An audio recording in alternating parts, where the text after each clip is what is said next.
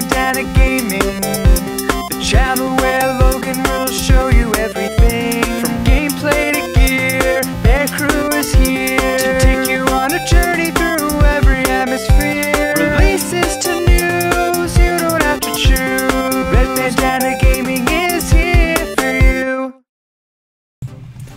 Hey everybody, Logan here, and today I'm bringing you a review of Alan Wake Remastered. So, I personally picked this up on PlayStation 5 and Xbox Series X.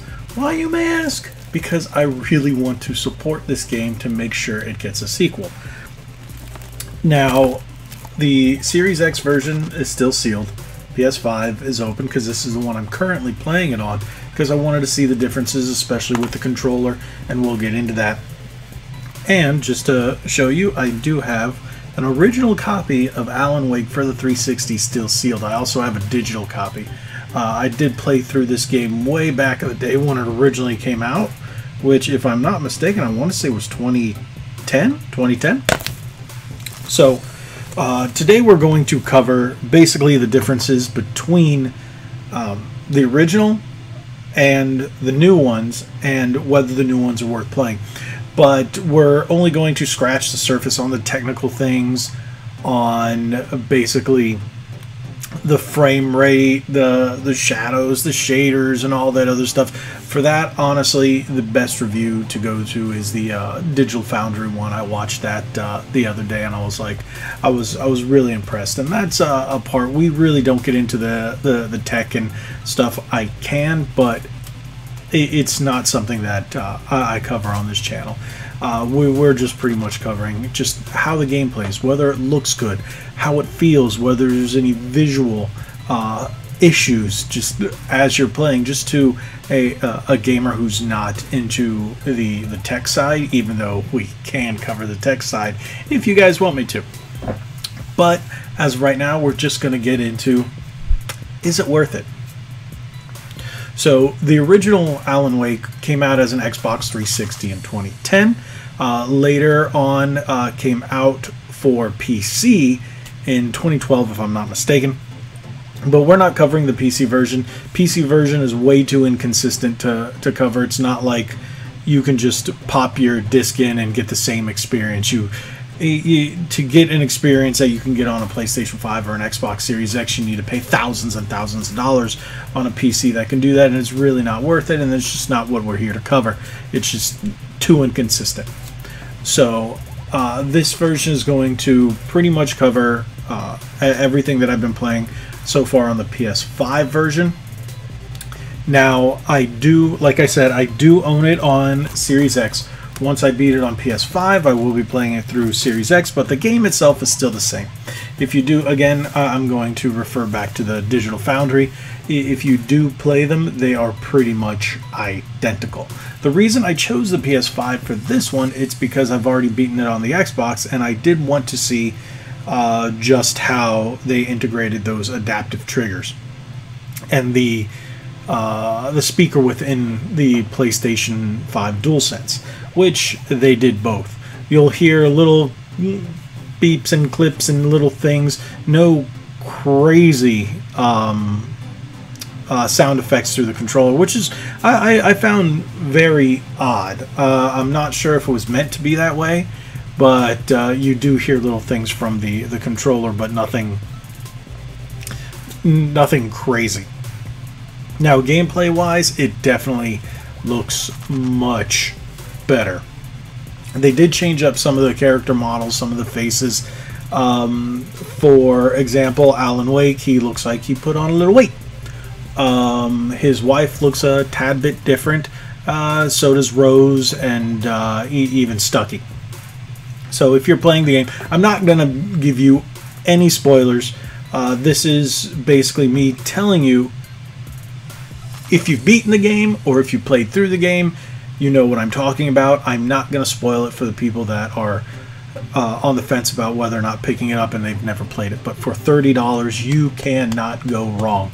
It doesn't matter which console you pick it up on, PlayStation 5 or Series X. Fantastic game. Gameplay, it's very different than most games. You're required to actually use 2 weapons at one time. What do you say? Yes, one of your main weapons, your main weapon is light. You're going to be relying on your flashlight quite a bit. Your flashlight will be used to point at enemies, to point at these apparitions or whatever you want to call them, specters. And that's how, I guess you can say, you can make them vulnerable to gunshots. So there are different weapons in the game. There are light sources that can protect you. These ghosts or specters, whatever you want to call them, are susceptible to light.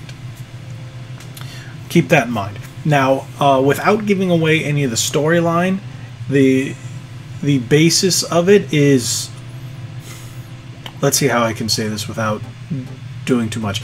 Alright, if you've ever read a Stephen King novel meets Twin Peaks, kind of mishmash them together, they feel a lot like that. For those of you who might be too young or have never read Stephen King or know who Stephen King is, the beginning of the game references him. They even give you a quote. It's a psychological horror shooter, but it's not horror as in blood and guts and gourds. There's jump scares, there's dark areas which you have to traverse without much light at times, and you can have things jump out. It feels like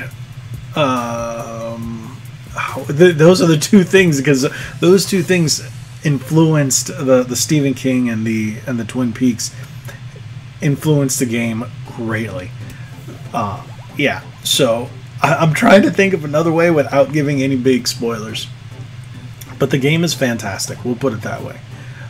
There are issues in terms of gunplay. It does feel like a game that has aged. Now, this isn't a reboot or a remake. It is a remaster. They literally just took the source engine and updated it for today. Now, the engine plays, you can feel that it's an 11-year-old engine. It's an 11-year-old game that's just updated. It's definitely worth every bit of it. I would say for $30 you cannot go wrong. The game still holds up today. The story is fantastic. Now, one thing I will recommend, no spoiler here, but a little spoiler without it being a spoiler.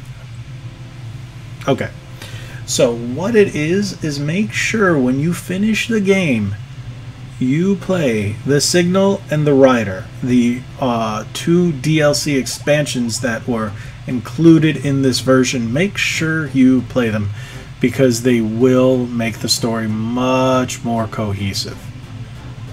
So without putting any valuable plot points out there, I will just leave it at that.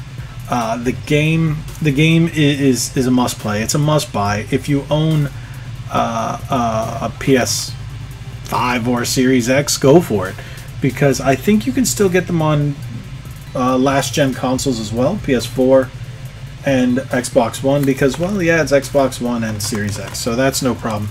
This is the one I usually recommend it for. Even in the Digital Foundry review, it showed that the differences weren't at all there. I think there was one section where a frame rate dropped during flares. I didn't see anything. The only time I really saw any frame rate issues were the cutscenes, but the cutscenes were remastered from the original, so those are 30 frames while the game plays at 60 frames. The only reason I would recommend the PlayStation 5 version if you like the adaptive triggers. Otherwise, the Xbox to me is where it feels like it should be played, because that's where it was originally made. But that's just a personal preference, has nothing to do with gameplay. But again, you're saying, but you're playing it on PS5, because I wanted to see the features with the controller. I really wanted to see what it implemented in terms of using the adaptive controllers and the speakers and all that from the DualSense. That is it. Otherwise, pick it up on either. It's a fantastic game. It's worth every bit of $30. If you have any questions, feel free to ask. If there was something that I didn't cover, most likely it was because it would introduce some sort of spoiler, and I didn't want to do that. But visually, it holds up. Gameplay, it holds up. Yes, you can still tell that the game was made 11 years ago, and that is completely fine. The visuals have been buffed to make it look much, much better. But the game is solid. The story is solid. Make sure you play the thing all the way through to get the full story. And yeah, make sure you buy 2 copies. Buy 2 copies. If you have both, buy 2 copies. Why? To support it, to make sure we get an Alan Wake 2. That's a big reason I did buy 2 copies as well, because I wanted to make sure we get an Alan Wake 2. But thank you guys so much for sticking around for this review. Thank you for watching this video. If you haven't already, make sure you hit the subscribe button, hit that like button, share this video, head on over to redbandanagaming.com, check out our spring link with our spring shop. A link is in the description below, where you can find all kinds of great Red Bandana Gaming merchandise. T-shirts, phone cases, pillows, you name it. Yeah, and if you haven't already, follow us on our socials. At Red Bandana Gaming on Instagram and Facebook, at RBG_retro on Twitter. And again, thank you guys so much. Hit that subscribe button, hit that like button, share this video.